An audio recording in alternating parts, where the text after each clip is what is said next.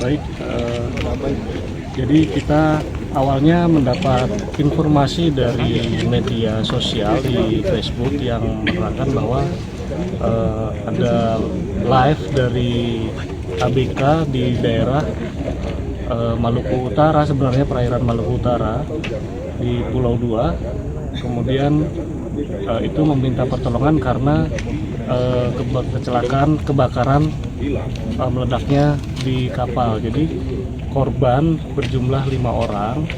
Kemudian kita koordinasi dengan pihak terkait antara lain Basarnas, kemudian TNI Angkatan Laut untuk mengerahkan armadanya untuk mengevakuasi korban karena jaraknya kurang lebih dari Bitung itu 75 nautical mile. Kemudian sementara kapal nelayan yang korban ini masih bisa berjalan dengan kecepatan 4-5 knot dengan tujuan Manado. Apabila mereka tetap berjalan itu akan mencapai Manado dengan kondisi korban itu kurang lebih 10-11 jam.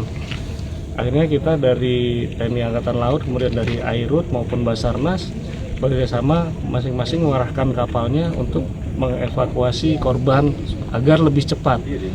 Akhirnya bertemu di tengah laut, kemudian kita evakuasi untuk gabungan Airut dan Basarnas serta Angkatan Laut membawa korban. Untuk Pola Airut kapalnya dan Basarnas itu membawa satu korban yang paling parah, kurang lebih luka bakar di atas 90%. Kemudian baru saja tiba korban di sini kurang lebih perjalanan 2 jam dari tengah laut. Sementara 4 korban yang lain dibawa oleh TNI Angkatan Laut. Demikian. Untuk proses evakuasinya Pak, di sini sisa korban? Sisa korban yang 4 orang tadi kita sudah koordinasi akan dibawa ke dermaga Satrol.